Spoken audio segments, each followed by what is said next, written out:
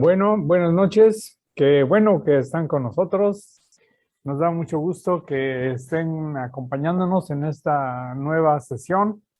Ya casi terminamos el año y hoy les tengo a los que nos acompañan dos sorpresas. Una de ellas es la presentación de una nueva herramienta, un nuevo método diagnóstico, nuevo para nosotros, no nuevo porque sea de reciente aparición, pero nuevo aquí en nuestro medio, que es la mamografía en tercera dimensión, también conocida como tomosíntesis. Les voy a platicar más o menos de qué se trata, cuáles son sus usos y para evitar sus abusos y cuáles son sus indicaciones. Y la otra sorpresa es que les voy a presentar un poco más adelante a la doctora Miriam Hernández, médico radiólogo con alta especialidad en imagen mamaria, egresada de la Clínica 1 de la especialidad de imagen, que hizo la especialidad en imagen mamaria en el INCAN.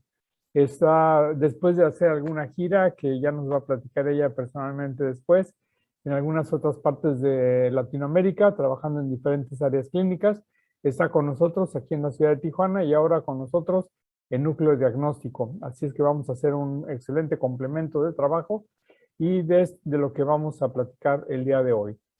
Gracias por acompañarnos a todos ustedes y espero que sea de su interés de lo que vamos a hablar el día de hoy, que es de la tomosíntesis o mamografía de tercera dimensión. Cabe mencionar, pues siempre algo de antecedentes históricos. Fíjense que desde que se generaron los rayos X, está la intención de obtener información de la patología mamaria. En algún momento, este doctor Baraldi, en 1933, se le ocurrió inyectar aire tratando de obtener una interfase entre el tejido glandular normal y el tejido patológico. Por ejemplo, aquí lo que vemos es una imagen en positivo, en donde se inyectó aire para ver si la actividad tumoral de una glándula mamaria estaba invadiendo la pared torácica, lo cual resultó como negativo en este caso. Y bueno, pues son los primeros pininos, ¿no? También en estos estudios de aerograma mamario, como le llamaban, detectaron una bola, un tumor. Obviamente no se podía tener más información que esto, más que saber que había una imagen de mayor densidad. Ya para 1937 se le ocurrió a un doctor Hicken inyectar medios de contraste a través del conducto para ver la permeabilidad, defectos de llenado, posibles patologías neoplásicas en los conductos galactóforos. Y hasta 1951 se le ocurrió al doctor Le Borgne hacer mamografía ya particularmente dedicada para la exploración de la glándula mamaria. Claro, con tubos de no muy buena resolución, con los tubos que hacíamos radiografías convencionales, con un cono que dirigía la cantidad de radiación hacia la glándula mamaria. Y bueno, así poco a poco hemos ido avanzando en este proceso tan interesante que es el de la mamografía.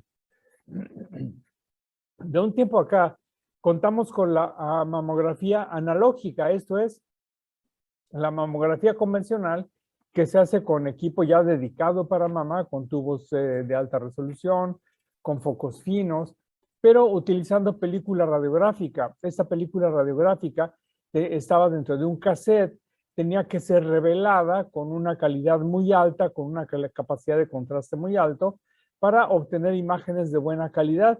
Sin embargo, en mamas con patología densa o con tejido fibroglandular denso como el que podemos apreciar aquí, la capacidad de detección de patología era muy limitada. Entre la mamografía analógica y la digital apareció hace algunos años lo que se conocía como la xeromamografía.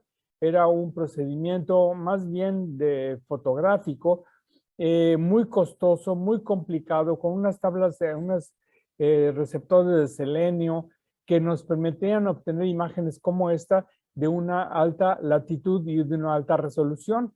Fíjense cómo aquí sí podíamos ver los planos musculares, los planos grasos, el tejido fibroconectivo y podíamos tener una gran gama, lo que llamamos nosotros una amplitud o una latitud muy amplia para resolución de imágenes. Desafortunadamente, la cantidad de radiación que emitía este tipo de procedimiento era muy alto. Por lo tanto, también quedó obsoleto, sobre todo cuando apareció la mamografía digital. La mamografía digital podría hacerse de dos maneras. Uno, la digitalizada, es decir, el tubo de rayos X, en lugar de una película radiográfica, una placa que tenía sensibilidad a la radiación y se sometía a un proceso de digitalización como un escáner, por decirlo de alguna manera. Y así es como se obtenía la imagen digital que ya podía ser manipulada de diferentes modos. Luego el siguiente avance fue hacer que en lugar de una placa que se utilizaba un sensor, que es lo que ya en la actualidad utilizamos, un sensor digital que recibe la radiación directamente y la envía a una estación de trabajo y nos tiene una calidad de resolución mucho mayor. Entonces, digamos que este es el último proceso y lo más recomendable al momento actual para hacer mamografía diagnóstica, la mamografía que conocemos como digital. Bueno, pues a pesar de que hemos mejorado mucho, seguimos enfrentándonos a algunas limitantes o algunos problemas, como cuáles. Si bien la mamografía digital ha demostrado una disminución de la mortalidad y morbilidad por el cáncer de mama entre un 20 y un 30%, según las referencias bibliográficas que ustedes revisen, esto ha ayudado muchísimo, sin duda, pero todavía nos enfrentamos a otras limitaciones. ¿Cuáles son? Uno, a que las mamas que son muy densas, que tienen mucho tejido fibroglandular, no nos permiten hacer una buena detección con una pobre sensibilidad a la patología mamaria. Por otro lado, la especificidad también limitada tanto por la densidad como por la sumación de imágenes, eso nos limita también en la calidad diagnóstica.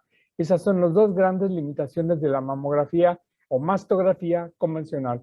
Les recuerdo que son sinónimos mastografía y mamografía. Bien, ¿por qué estas limitantes? Se dice que cada cabeza es un mundo, pero bueno, realmente cada cuerpo es un mundo y cada glándula mamaria es un mundo también por sí mismo. Es decir, que hay glándulas mamarias de todos tipos, tamaños, de diferentes, hay asimetrías, hay de mucho tejido glandular, cada cuerpo tiene su propia particularidad. Y esto hace que cuando obtenemos imágenes de tejido glandular, tenemos variantes como estas. Estas variantes están divididas en 4 grupos, gracias al Colegio Americano de Radiología, que las categorizaron como glándulas tipo A, B, C y D. Y ahorita les voy a explicar en qué consisten las diferencias. El hecho es que la sensibilidad para detección de cáncer de mama en cada una de estas glándulas mamarias varía desde el 98%, que es muy alta la sensibilidad en glándulas con tejido predominantemente adiposo, hasta un 48% de detección de cáncer en glándulas que son muy densas. Fíjense la gravedad. Esto indica que entre las mamas tipo C y D, el porcentaje, la capacidad de detección en la pura mamografía es muy baja. Por lo tanto, necesitamos complementarla con otros métodos diagnósticos, como son principalmente el ultrasonido, aunque ahorita vamos a hablar de esta tercera alternativa, que es la tomosíntesis. Entonces, la sensibilidad en las mamografías con patrón tipo A y tipo B es muy alta, mientras que en las mamas con patrón C y tipo D la sensibilidad es muy baja.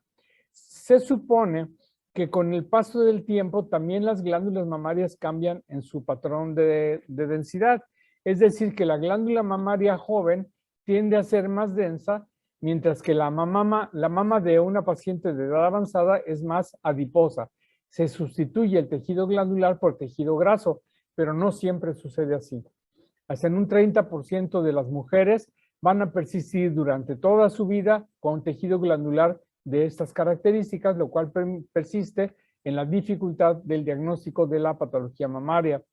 Entonces, las glándulas mamarias a las que nos enfrentamos en el trabajo cotidiano, que tienen un patrón tipo A o un tipo B del Colegio Americano de Radiología, las podemos categorizar como un BIRADS 1, es decir, esto es que son glándulas que no tienen ninguna patología detectable por este medio. En cambio, las glándulas mamarias con un patrón C y un patrón D las podemos clasificar como BIRADS 0. Esto quiere decir que tienen una categoría que requiere algún método complementario para descartar patología, como el ultrasonido. De hecho, en algunos países como en Estados Unidos, la mama tipo C y D obligatoriamente llevan un letrero al fin de la interpretación que invita o obliga a realizar ultrasonido complementario. En nuestro medio, nada más la mama tipo D es la que estamos obligados a mandar a ultrasonido complementario. La mama tipo C es un tanto opcional. Podría ser tal vez que consideráramos los factores de riesgo. Una mama con un patrón C, con factores de riesgo pues, altos, pues a lo mejor sí amerita realizar métodos complementarios. Bien, ¿qué es lo que vemos en una mamografía? Una mamografía es una radiografía de las glándulas mamarias y como ya sabemos tenemos que obtener dos proyecciones. Una que se llama cráneo caudal de arriba a abajo y una que se llama medio lateral para evitar la sobreposición de tejido. Esta es una proyección que denominamos medio lateral oblicua, en la que podemos ver los diferentes constituyentes del tejido glandular. En este diagrama anatómico podemos ver los planos musculares que se representan en la radiografía con esta línea que es el músculo pectoral. Podemos ver la grasa, o más bien no vemos la grasa porque la grasa es radiolúcida, es oscura. Lo oscuro en la mamografía es tejido adiposo y es todo aquello que envuelve a la glándula mamaria y le da una consistencia blanda muy particular. Tenemos también el tejido glandular, en lugares donde se produce la leche, los acinos o acini, y tenemos una serie de tejidos lineales que son tanto los tejidos de las glándulas, los ligamentos que sujetan a la glándula, a los planos musculares y a la piel, como los ligamentos, y otros tejidos que son tubulares, que son los conductos galactóforos. De esta manera, podemos considerar que la glándula mamaria está conformada desde el punto de vista radiológico de 4 densidades básicas, que son, por un lado, la grasa, que es lo oscuro, por otro lado, líneas o rayas, que está básicamente dado por conductos, estructuras vasculares y ligamentos.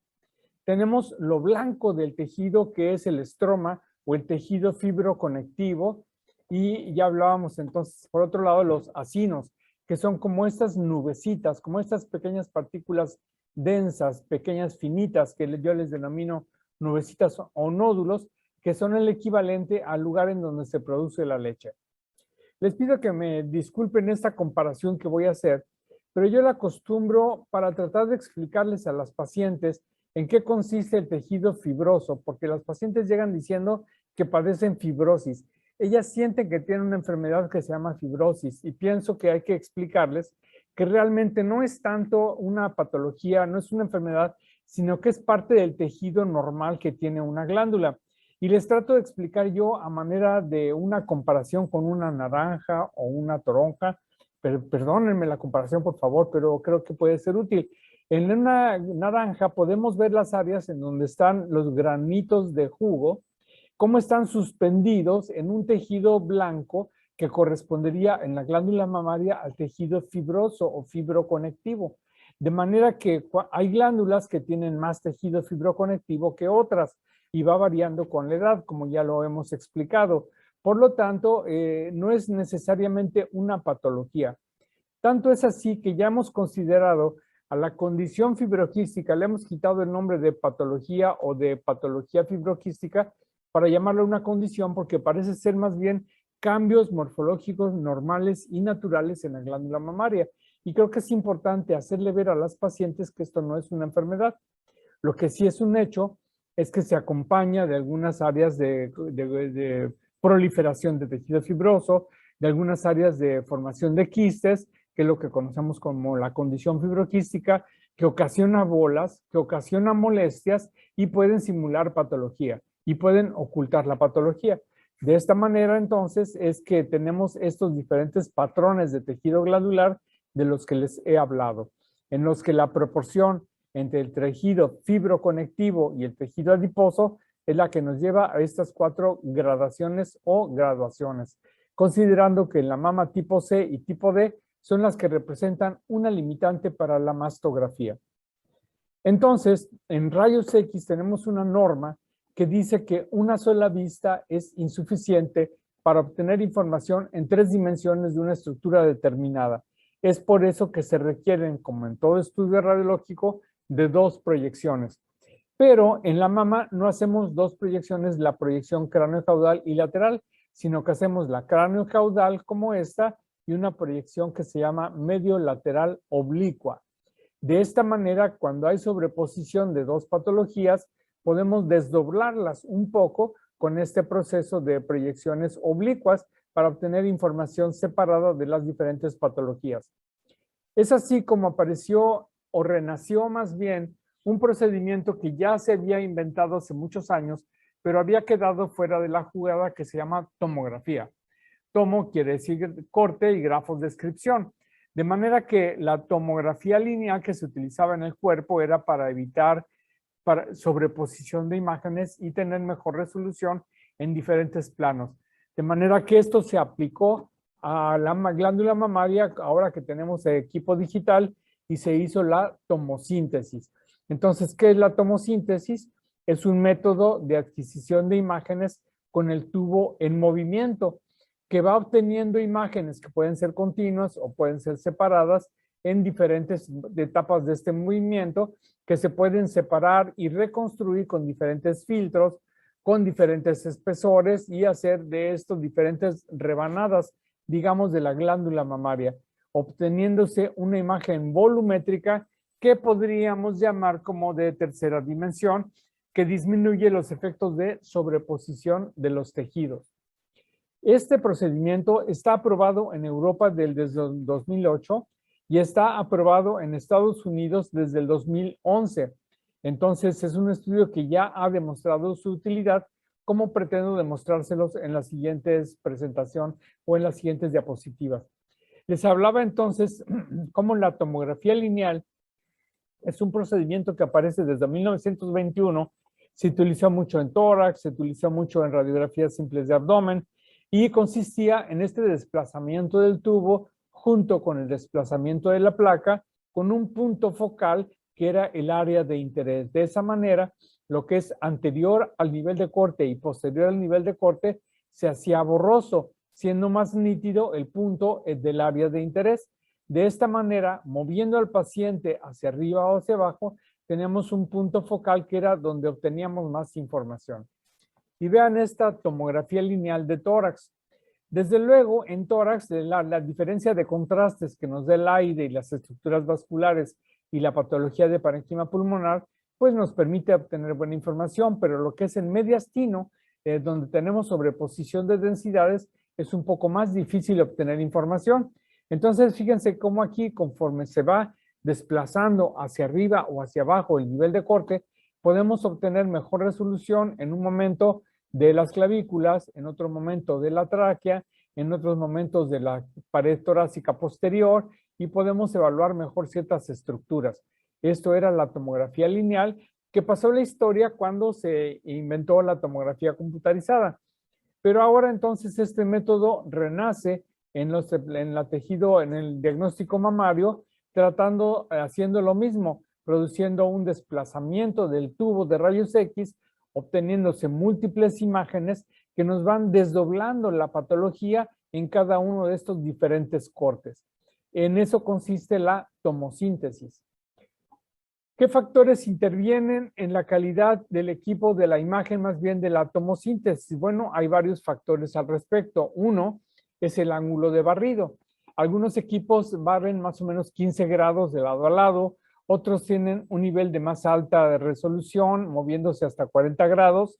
Hay equipos actualmente que promueven hasta 50 grados de desplazamiento. Esto modifica el tiempo de exposición y desde luego mejora la resolución, el movimiento del tubo, la estructura del tubo, la constitución del tubo, los focos, la calidad de los detectores y los algoritmos de reconstrucción que vienen en los equipos en las estaciones de trabajo. Todos estos son los que nos permiten obtener una mejor calidad de imagen en la tomosíntesis. Algunos factores importantes que hay que mencionar, esta tabla está un poquito pesada, pero bueno, déjenme comentarles, miren, aquí está, en esta tabla están demostrados diferentes tipos de equipo, el más antiguo, el Hologic, es el que más antigüedad tiene, en la actualidad hay equipos como el General Electric, equipos no tan conocidos, no tan comerciales, el Siemens, que es uno de los pioneros también en esta modalidad, y la marca Fuji. El equipo con el que nosotros contamos es este último, es el que, con el que contamos en la actualidad. ¿Y cuáles son los factores que tenemos que considerar? Bueno, los tipos de detectores, que en general son básicamente los mismos, el tamaño de los detectores, que también están en un rango más o menos parecido, el movimiento angular del tubo, unos hacen 15 grados, otros hacen 25 grados y otros llegan hasta los 50 grados. Obviamente tiene una capacidad de discriminación mayor, pero también lleva sus desventajas.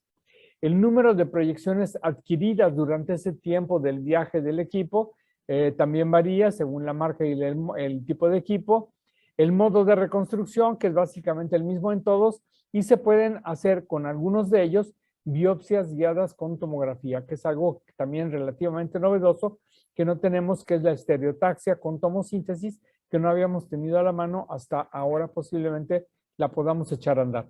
De manera que los elementos más importantes son el movimiento angular del tubo y el número de proyecciones o de adquisiciones que se hacen para realizar las reconstrucciones. Es lo más relevante en la calidad del equipo. Ahora, hay varias formas de utilizar estos tipos de equipos. La primera es, pues, que ya tenemos mastografía digital. Esto ya de por sí mejora la capacidad, la resolución diagnóstica y nos mejora nuestras habilidades diagnósticas para un diagnóstico en patologías, de patología principalmente neoplástica. Pero vean la diferencia entre una mamografía convencional digital y una mamografía de tercera dimensión que en uno de sus cortes nos permite resolver mejor esta lesión especulada que ya se encontraba aquí, pero realmente no era fácilmente diagnosticable. Entonces, ese es uno de los ejemplos en los que la pura mamografía sí mejora, pero la tercera dimensión nos ayuda mucho más. Entonces, el siguiente paso o el siguiente nivel es la tomosíntesis, que se puede realizar unilateral o bilateral. Obviamente, lo recomendable es hacerla de los dos lados, a menos de que la paciente ya llegue con una mamografía previa en donde solo se sospecha que la patología es de un solo lado, podríamos realizarla únicamente unilateral. La otra capacidad que se considera con la tomosíntesis es que en lugar de hacer la primera mamografía digital y luego la tomosíntesis, hacer únicamente la adquisición volumétrica, o sea, los 15 o 25 cortes que permita el equipo.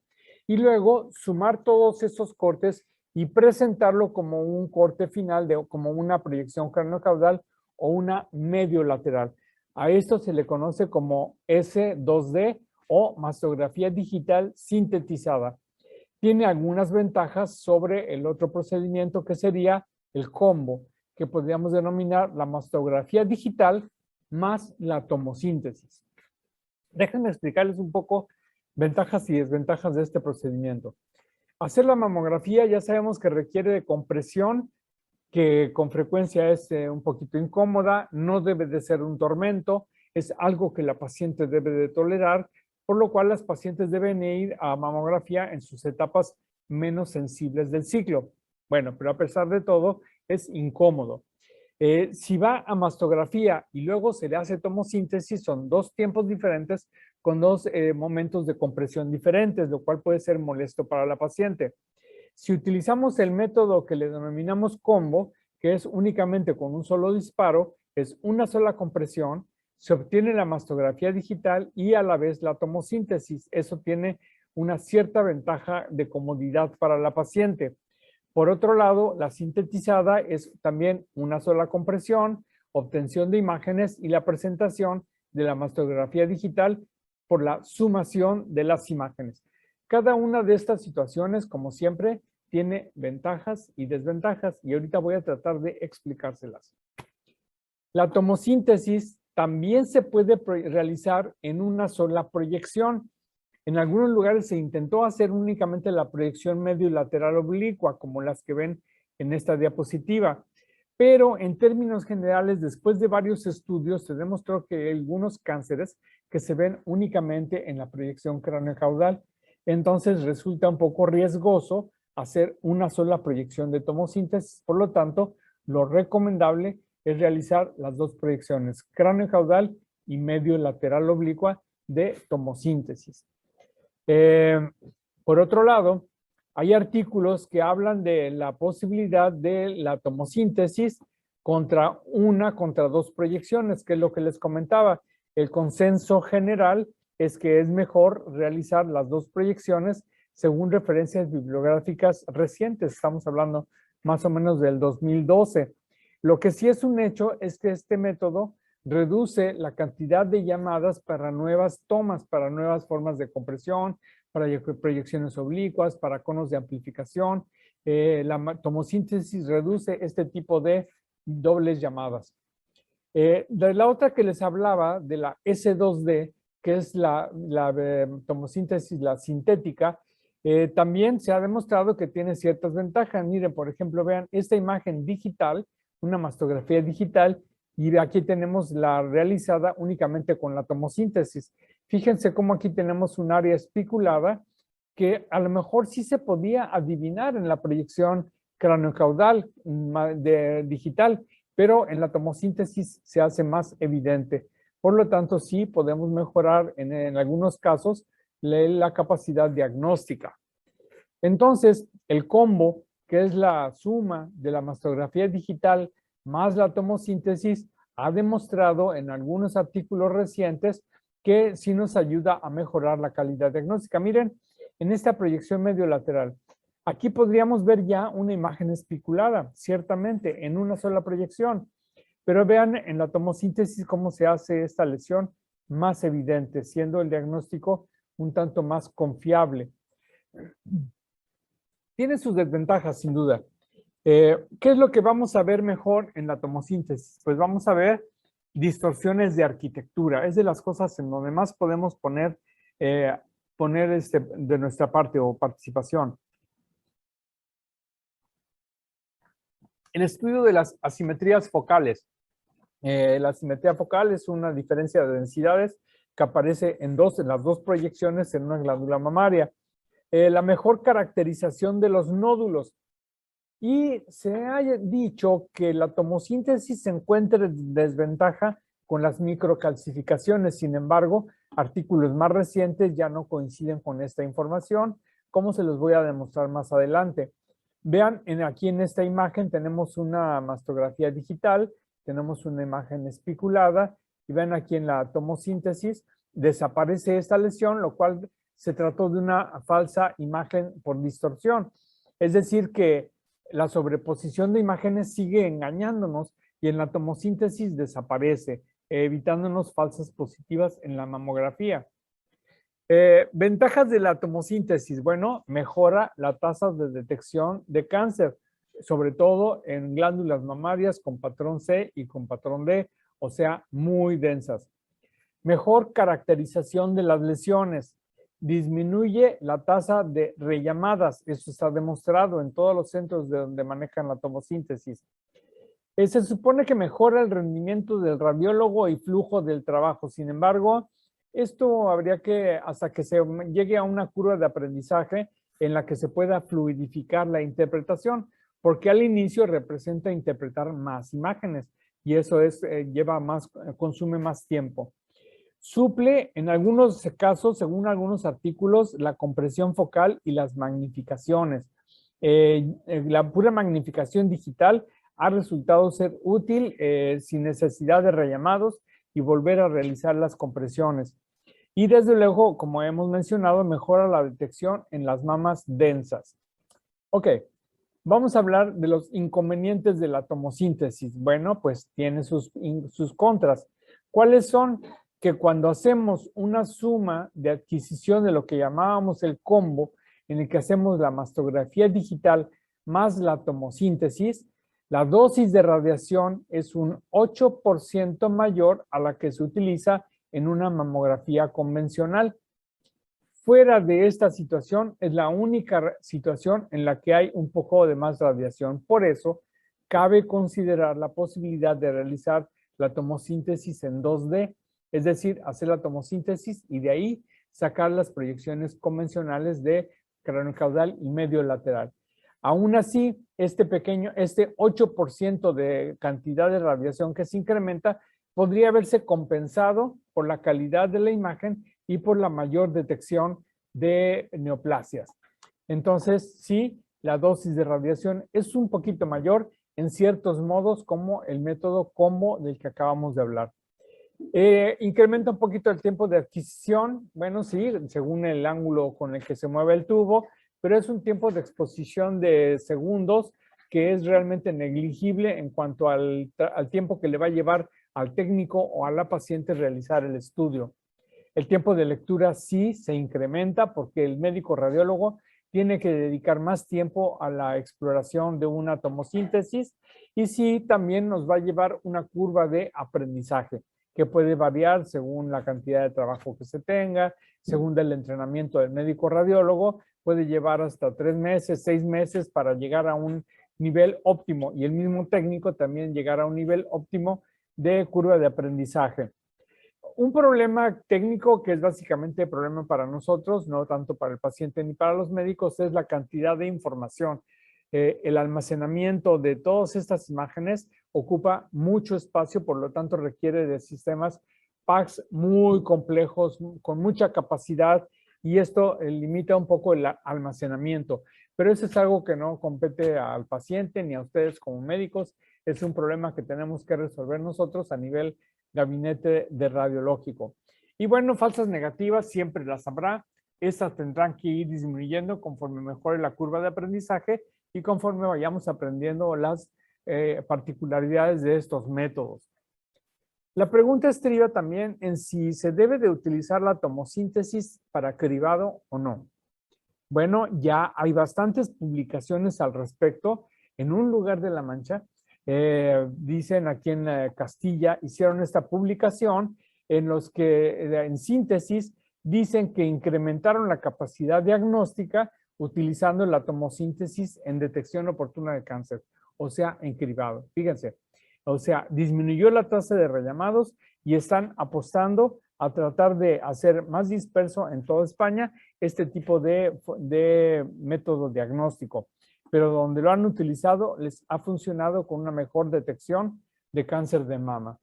Fíjense, aquí tenemos otra publicación de tomosíntesis del 2015, la diferencia de una mamografía digital convencional, en la que sí se ve una imagen sospechosa, pero en la tomosíntesis la imagen es mucho más clara. Entonces, cuando se utiliza la combinación o el combo, podemos tener una mejor capacidad diagnóstica. Hablaba yo de que hay un cierto mito o idea de que las calcificaciones, las microcalcificaciones, no son muy visibles en tomografía, en tomosíntesis, pero los equipos actuales, con los detectores actuales, ya hay publicaciones del 2011 para acá que nos indican que se pueden ver igual o mejor que en la mamografía digital, como podríamos verlo en este caso. Esta es la mamografía digital y esta es la tomosíntesis. Recuerden que cuando se adquieren, digamos, 15 o 20 cortes, de que se hacen reconstrucciones hasta de 1 milímetro, podemos ir revisando corte por corte para saber exactamente en qué plano y en qué nivel está la patología que hemos detectado. Entonces, esto de las calcificaciones en realidad se considera ya como algo que ya no está en desventaja comparado con la mastografía digital. Otros avances que hay en la tomosíntesis es la biopsia guiada con tomosíntesis. Como podemos ver en esta imagen, aquí tenemos la aguja que está localizando la lesión, se puede hacer de una manera más precisa. Aquí tenemos la implementación del equipo de la biopsia. Y la otra es que ya se está empezando a hacer experimentos y pruebas con inteligencia artificial, de manera que ya se pueda tener una sensibilidad mayor para los diagnósticos. La inteligencia artificial pues sigue algunos algoritmos como estos que no les voy a explicar para no enredarlos, ¿verdad? Pero que finalmente ya nos ayudan a hacer una detección asistida por computadora, lo que se conoce como CAD o AutoCAD, que detecta diferencias de densidades, que detecta algunas irregularidades, ya nos pueden ayudar en el diagnóstico. Se están haciendo ya experimentos o que esperamos pronto podamos incorporar a nuestra práctica diaria. Por otro lado, otras publicaciones nos hablan de la tomosíntesis en los métodos de screening. Fíjense, por ejemplo, en este caso que se presenta en un artículo del Radiology, tenemos una mama que no está tan densa, es una mama con un patrón B. Aún así, hay una imagen que podríamos considerar como un patrón fibroso, pero si le hacemos una tomosíntesis, se demuestra que es una lesión espiculada. Esta en la mamografía podría haber pasado fácilmente como una sobreposición de tejidos, lo cual se demuestra que no en la tomosíntesis. Y así podemos ver que también hasta los cánceres de intervalo han disminuido en los lugares en donde se utiliza tomosíntesis. ¿Qué es un cáncer de intervalo? Es una paciente que en una mamografía de detección de cáncer, o sea que no es sintomática, aparece una lesión maligna, pero que tiene una mamografía previa de hace un año o hace dos que resultó negativa. Esas apariciones de un año podrían ser, por un lado, lesiones que no fueron detectadas en su momento o lesiones que fueron de índice de crecimiento muy rápido. Eso es lo que se conoce como cáncer de intervalo. De manera que el hecho de mejorar la detección en una mamografía convencional, pues tiene que disminuir de alguna manera esta detección de cánceres de intervalo. Claro que una vez que se ha iniciado el seguimiento con tomosíntesis cada año, pues ahí ya no existe esta mejoría porque ya se incorporó el método diagnóstico de más sensibilidad. Miren este caso de una mujer de 78 años con una mamografía prácticamente normal en la proyección medio lateral y cráneo caudal. Vean en este método de sustracción como hay una espícula, una lesión espiculada, densa, irregular, que cambiándola de formato a un formato positivo, nos demuestra que es una lesión maligna y en ultrasonido pues también nos demuestra una lesión que es una categoría BIRAT 5.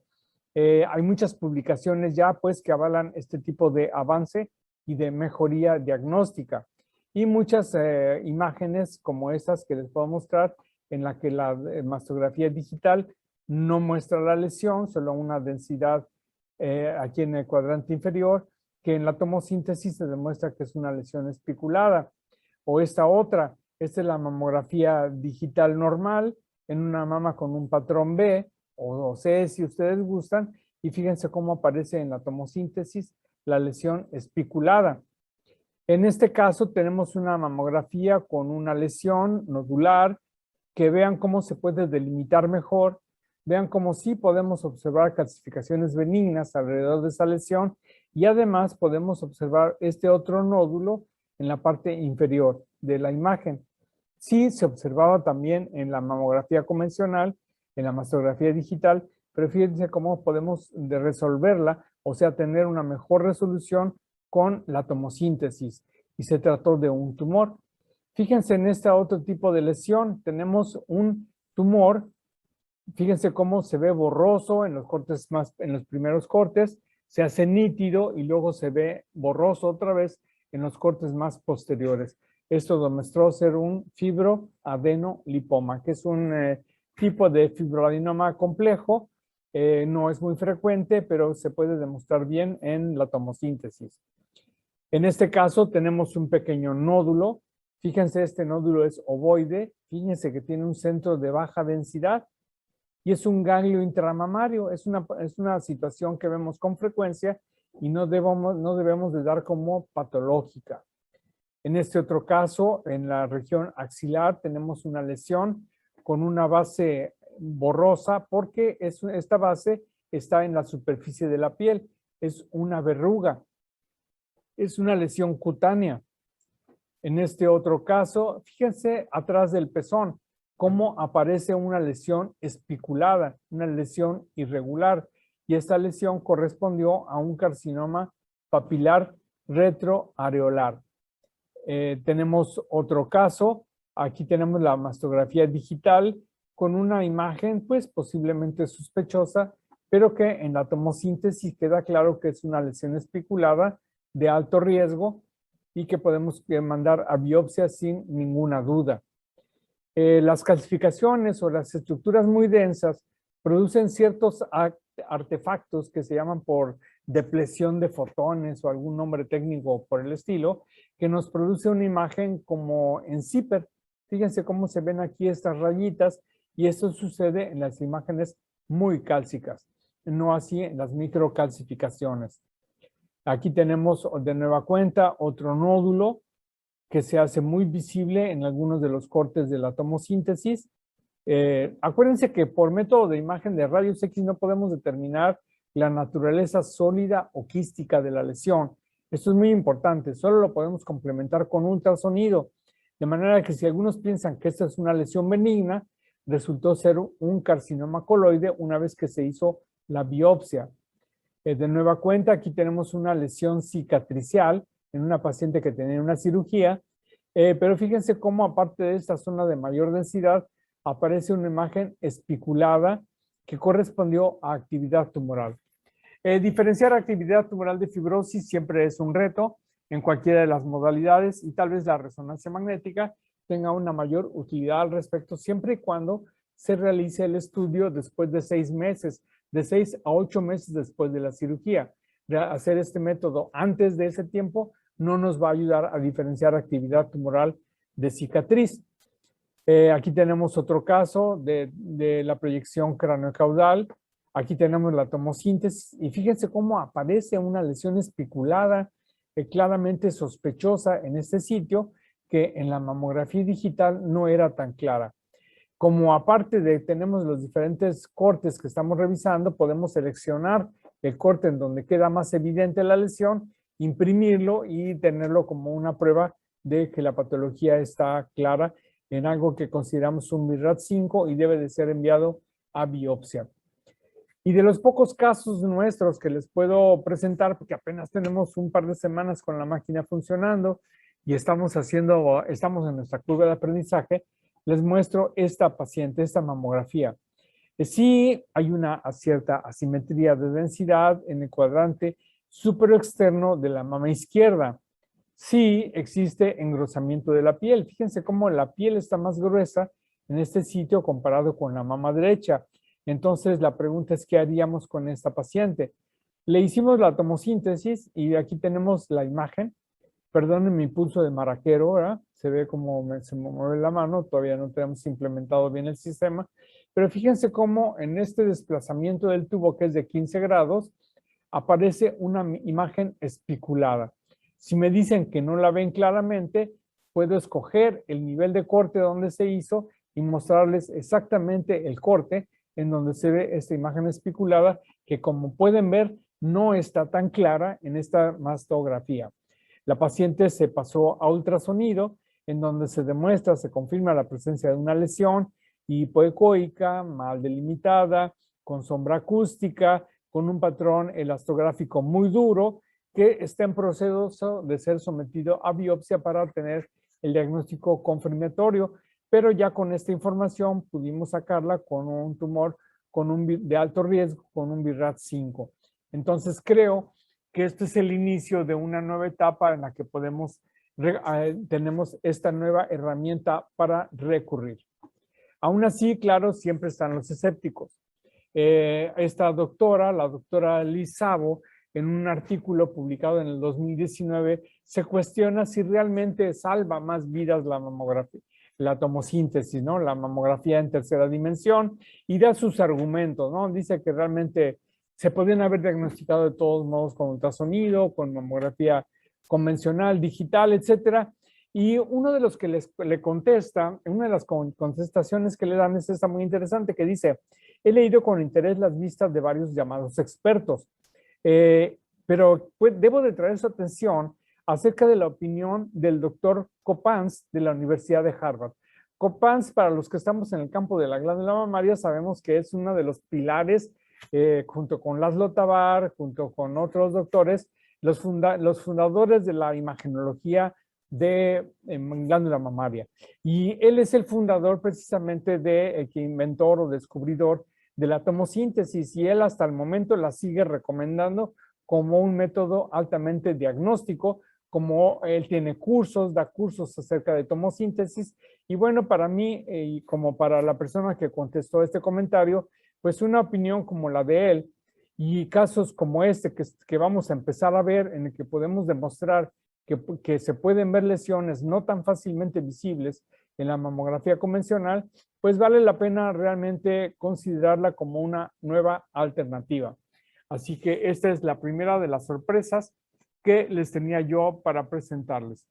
Desde luego, a continuación les voy a presentar a la doctora Miriam Hernández, que nos va a hacer los comentarios que competen a su experiencia. Ella ya ha trabajado con tomosíntesis, nos va a hacer una breve presentación de quién es ella, hacer sus comentarios y desde luego estamos abiertos a las preguntas y comentarios que el público nos quiera hacer.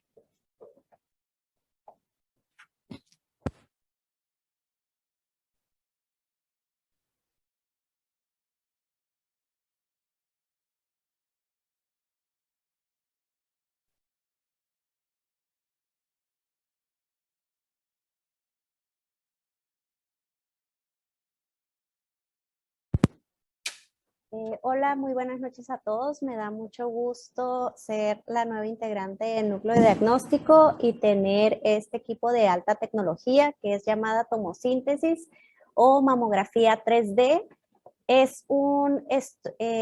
Esto no sustituye a la mamografía, sin embargo, es un estudio complementario que vino para quedarse. Nos va a hacer demasiadas aportaciones.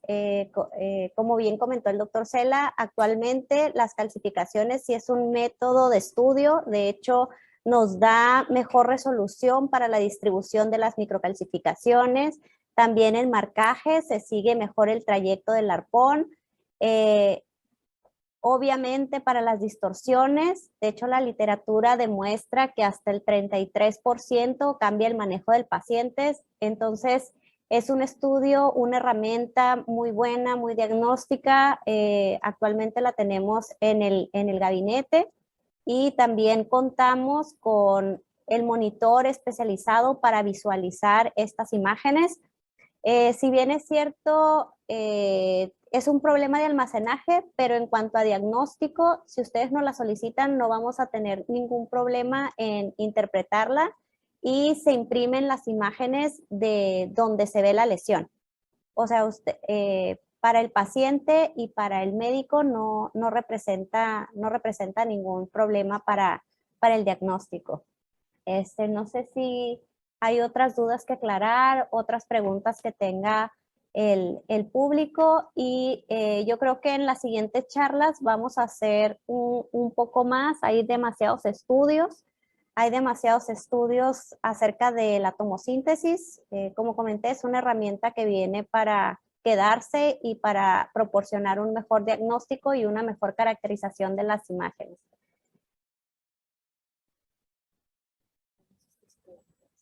Ajá. Costos.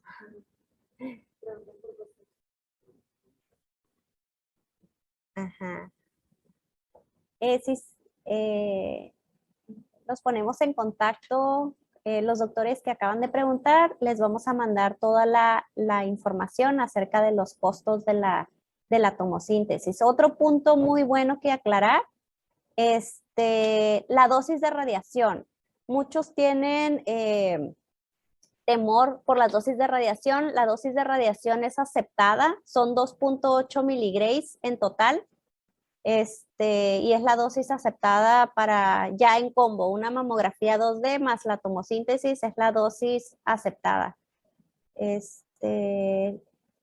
si podemos resumir las indicaciones del estudio. Sí, claro que sí. Las mayor usadas son en distorsión, para definir mejor los bordes de los nódulos, para aclarar las asimetrías y sobre todo en mamas densas. Un patrón ACRC y un patrón ACRD podrían ser indicativos de tomosíntesis. Cualquier mama y cualquier cosa. De hecho, también hay preguntan también si a cualquier mama se le puede hacer o a cualquier caso. Sí se le puede hacer a cualquier mama. De hecho, hay lesiones, también puede ser un tema para la próxima charla, hay lesiones tomo only. Eso quiere decir que no se ven por otro método de estudio más que en tomosíntesis.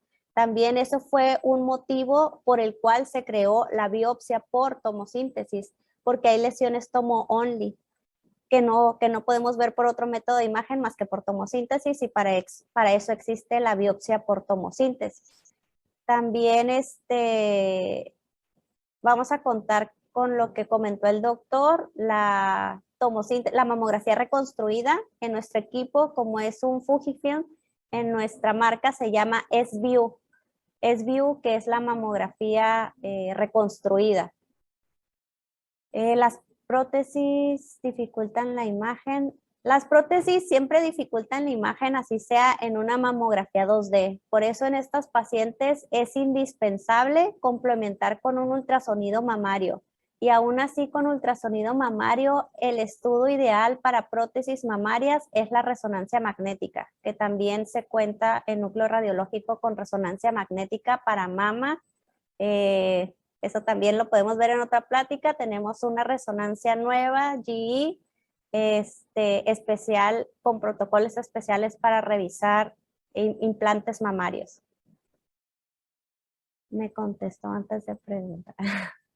Ah, qué bueno que contestamos sus dudas. No sé si tengan alguna otra duda, otra pregunta, o también se pueden poner en contacto con nosotros para aclarar. Las microcalcificaciones, sí, las microcalcificaciones actualmente con los equipos de alta tecnología y con el que tenemos actualmente, de hecho Fujifilm es uno de los mejores del mercado con alta definición para microcalcificaciones y sobre todo para la distribución de microcalcificaciones. Ayuda mucho a la aclaración de la distribución de las microcalcificaciones, que es también, tiene un peso muy importante para nosotros decidir el BIRADS. Es la morfología y la distribución, y la tomosíntesis es muy bueno para esto. No es necesario, aquí hay una cosa que aclarar. La tomosíntesis ha disminuido las compresiones, mas no exime las magnificaciones. Las magnificaciones siguen siendo, esas son indispensables ante cualquier microcalcificación de sospecha. Lo que sí ha disminuido y ya no se toman son los conos de compresión. Eso ya con la tomosíntesis ya quedaron por un lado. Ya, de hecho ya no se hacen. Ok, los costos, le haremos llegar, Yesenia Espinosa, los costos de la tomosíntesis. No sé si tengan alguna otra duda, alguna otra pregunta. Gracias, doctor Cela, por el espacio. Los dejo con él si no hay otra duda o otra pregunta. Gracias.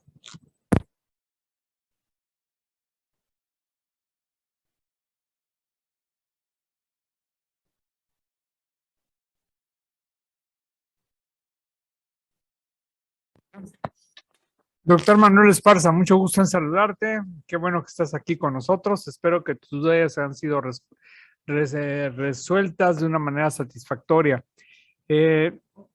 Yo lo que veo es esto. Tengo poca experiencia utilizándola. Apenas voy a empezar a conocerla. La doctora Hernández tiene más experiencia que yo en ello. Yo diría, si pudiéramos saber a qué tipo de mama nos enfrentamos, yo diría, si es una mama tipo COD, háganle el combo, o sea, la mastografía digital y la tomosíntesis. Pero no sabemos en muchos casos qué tipo de glándula estamos enfrentando. Entonces, realmente meter a tomosíntesis a una mama A o B a lo mejor resulta redundante. Entonces, si hay manera de saber qué tipo de mama me estoy enfrentando, de ahí decido si le sugiero o no la tomosíntesis. Yo creo que la mama C y D deberían de ir al combo de primera instancia. El costo, ya comentábamos, aparentemente va a ser de 2,000 pesos, el de la tomosíntesis. La mamografía digital, el costo es de 600 pesos, de manera que el combo total sería de 2,600 pesos de ambas mamas. Entonces, ya poco a poco tenemos que irlo aplicando a nuestro medio, y si hay manera de tener estudios previos de la paciente, de ahí es donde podríamos desprendernos al momento de hacer el estudio si amerita o no la indicación para este tipo de método. Qué bueno que estás con nosotros. Leti Vargas, muchas gracias por acompañarnos también desde Ensenada. Muchachos, alumnos, muchas gracias por acompañarnos también. No sé si tengan algún otro tipo de pregunta o comentario. Lesiones multifocales, el doctor Esparza pregunta la capacidad de lesiones multifocales. Pues sí, sí se pueden hacer y podemos encontrar en las reconstrucciones el plano en donde se encuentran, en los diferentes planos en donde están las lesiones. Sí podemos tener una mejor ubicación tridimensional, por eso se llama, precisamente le llaman 3D, que en realidad es un pseudo 3D, pero bueno, es una tercera dimensión. Sí, sí nos puede ayudar. Sin embargo, recuerden, como dijo la doctora, la resonancia magnética con contraste es una herramienta indicada para lesiones multifocales y multicéntricas. El ultrasonido ya no será indicado posterior a la mamografía siempre. El ultrasonido no sale de la jugada. Recuerden siempre que cuando aparece una nueva modalidad parece que va a desplazar otras, pero va a encontrar su propio lugar. Después de la mamografía digital y tomosíntesis con una lesión, lo más probable es que siga el ultrasonido, que nos va a dar otro tipo de información, más objetiva tal vez en algunos casos. Así que el ultrasonido sigue siendo la modalidad con las 3 Bs. Bueno, bonito y barato. Lo tenemos a la mano, es fácil hacerlo. Es muy probable que todas nuestras pacientes con imágenes sospechosas vayan a continuar con necesidad de ultrasonido. Eso sí se da por sentado. ¿Alguna otra pregunta o comentario? Parece que ya saciamos la avidez de nuestro público, por lo tanto podemos dar por terminada la sesión.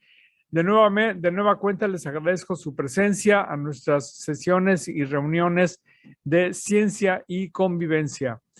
No cambiamos el rumbo de la medicina, pero sí tratamos de hacer una mejor preparación de todos nosotros para manejar mejor a nuestros pacientes. Nos vemos en noviembre, seguramente ya con una buena carga de casos interesantes de tomosíntesis. Y mientras tanto nos despedimos de ustedes y pasen una bonita noche y gracias por acompañarnos. Hasta luego.